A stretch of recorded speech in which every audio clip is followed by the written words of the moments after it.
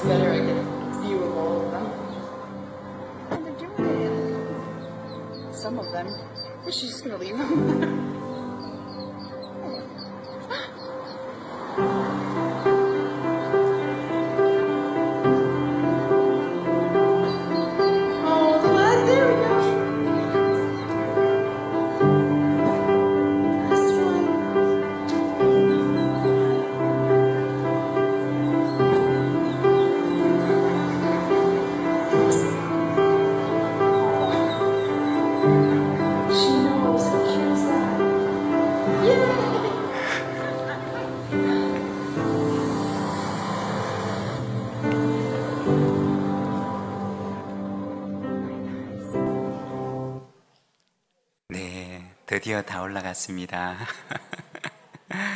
네, 어미오리와 새끼오리들이 길을 가다가 계단이라고 하는 장애물을 만나게 됩니다. 어미오리는 쉽게 올라서지만, 그러나 이 작은 새끼오리들에게 이 작은 계단이라고 하는 것은 마치 커다란 장벽과도 같이 여겨집니다.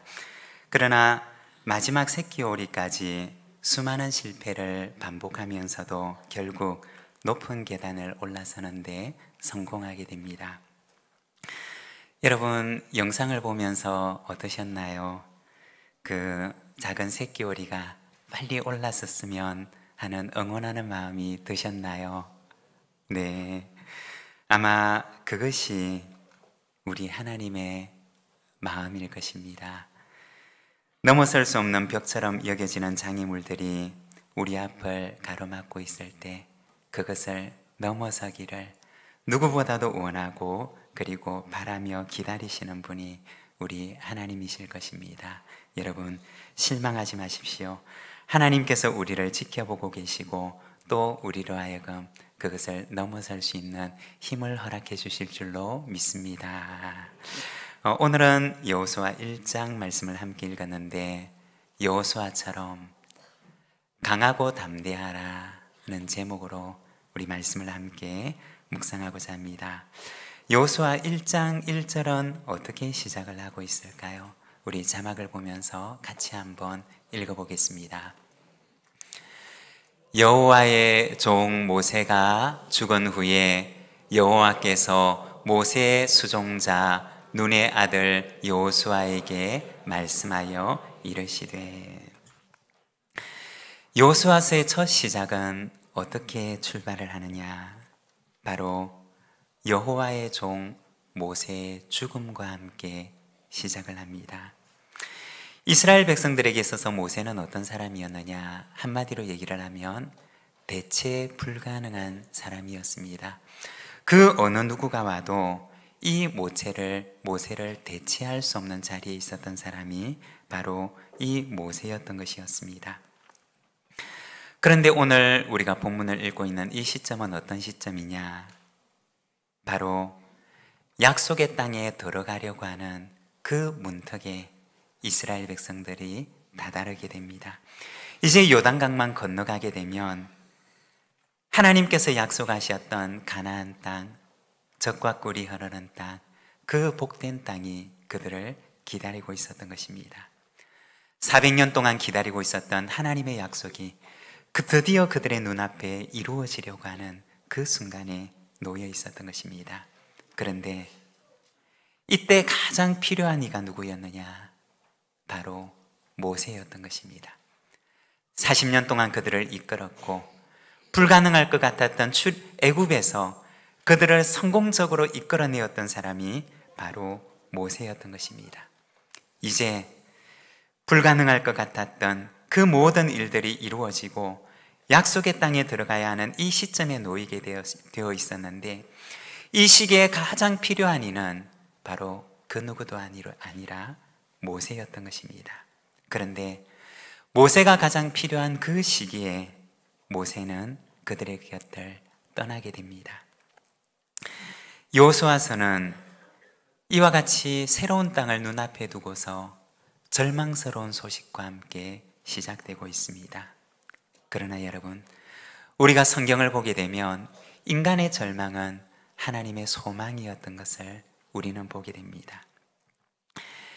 인간의 절망, 인간 앞에 절망의 벽이 그들을 가로막는 그 길 끝에서 하나님의 소망이 시작되었던 것들을 우리는 성경을 통해서 보게 됩니다. 여러분, 우리의 삶 속에 절망 같은 일들이 찾아온다 할지라도 낙심하지 마시기를 바랍니다. 왜냐하면 그 자리가 바로 하나님의 소망이 시작되는 자리이기 때문인 것입니다. 절망의 벽 앞에 놓여있는 여호수아에게 오늘 말씀에 보면 하나님께서 찾아오십니다. 그리고 무엇이라고 말씀하실까요? 먼저 첫 번째는 강하고 담대하라고 말씀을 하십니다. 우리 6절의 말씀을 자막을 보면서 같이 한번 읽어보겠습니다. 함께 읽겠습니다. 강하고 담대하라. 너는 내가 그들의 조상에게 맹세하여 그들에게 주리라 한 땅을 이 백성이 차지하게 하리라. 아멘. 절망의 벽 앞에 놓여있는, 그리고 시리에 가득 차 있는 여호수아에게 하나님께서 찾아오셔서 말씀하시기를, 여호수아야, 강하고 담대하라 그 말씀을 하십니다. 여호수아의 마음 가운데는 이제는 끝이 났다는 생각이 들기도 하고, 우리 혼자만 가지고서는 할 수 없다라고 하는 마음이 들기도 했을 것입니다. 그런데 바로 그 순간 하나님께서 여호수아에게 찾아오셔서 말씀하십니다. 여호수아야, 너는 마음을 강하게 하고 그리고 담대히 하라고 하십니다. 여러분, 때로는 우리의 삶 속에 시련이 찾아올 때도 있습니다. 우리의 삶 속에 어려움이 찾아올 때도 있습니다. 우리를 실패하게 하고 낙심케 하는 일들이 찾아올 때가 있습니다. 그때 사탄은 우리에게 와서 우리의 귓전에다 대고 이렇게 속삭입니다. 너는 할 수 없어. 너는 이제 끝이야. 너는 희망이 없어. 너는 실패하고 말 거야. 자신감을 잃게 만들고 도전하지 못하게 만들고 또 우리를 그 자리에서 주저앉게 만들고자 합니다. 그러나 여러분, 그때 우리를 실망케 하고 우리를 낙심케 하려고 하는 그 사단의 부정적인 소리에 귀를 기울이지 말고 우리의 귀를 굳게 막으시길 바랍니다. 그리고 우리를 향해 말씀하시는 하나님의 음성에 우리의 귀를 여시기를 바랍니다. 언젠가 인도 캘커타에서 가난한 사람들을 위해서 평생을 보냈던 테레사 수녀의 이야기를 보았던 적이 있습니다. 그녀는 절망의 도시에서 희망을 잃은 사람들을 돕기 위해서 평생을 헌신합니다. 하지만 그 길은 결코 순탄하지 않았습니다. 어려운 일들이 많이 닥쳤고 절망이 벽처럼 그녀의 앞을 막아서기도 했습니다. 그런데 그녀가 돌아보면 하나의 문이 닫히게 되면 하나님께서는 언제나 그녀 앞에 새로운 문을 열어주셨다고 합니다. 여러분, 때로는 우리의 인생 속에서도 내 앞에서 문이 닫히는 것 같은 경험을 할 때도 있습니다. 이 문이 닫혀서 영원히 열리지 않을 것만 같은 그런 순간도 있습니다. 그리고 내 생각에는 이 문이 내 인생의 전부라고 하는 생각이 들어서 그 앞에서 실망하고 좌절할 때도 있습니다. 그러나 하나님께서는 하나의 문이 닫히게 되면 새로운 문을 열어주신다는 것입니다. 그런데 하나님께서 열어주시는 그 문이 내가 들어가고자 했던 그 문보다 훨씬 더 좋은 길로 인도하시는 아름다운 문이라고 하는 것입니다.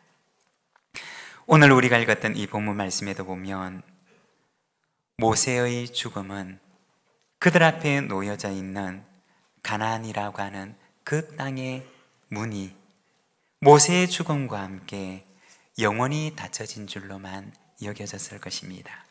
그러나 하나님께서는 모세의 죽음과 함께 여호수아와 함께 시작될 새로운 시대의 문을 하나님의 가슴 속에 계획하고 계셨던 것입니다.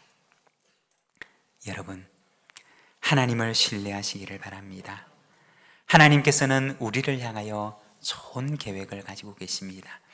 비록 내 눈에는 지금 좋지 않게 보인다 할지라도, 그러나 하나님께서는 내가 생각하는 것보다 훨씬 더 좋은 계획을 가지고 훨씬 더 크신 계획을 가지고 우리의 인생을 인도하시는 줄로 믿습니다. 우리 복음송 가운데 좋으신 하나님이라고 하는 찬양이 있는데, 우리 1절에서 3절까지 있는데, 우리 시간 그 하나님을 믿고 신뢰하고 또 좋으신 하나님을 향한 기도하는 마음으로 같이 한번 이 찬양을 불러보겠습니다.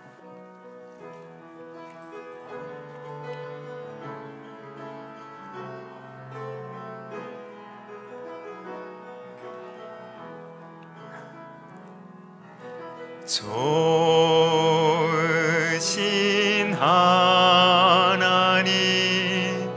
좋으신 하나님, 참 좋으신 나의 하나님. 우리의 기도를 응답해 주시는 우리의 기도를 응답해 주시는 참 좋으신 나의 하나, 한없는 축복을 우리에게 주시는 한없는 축복을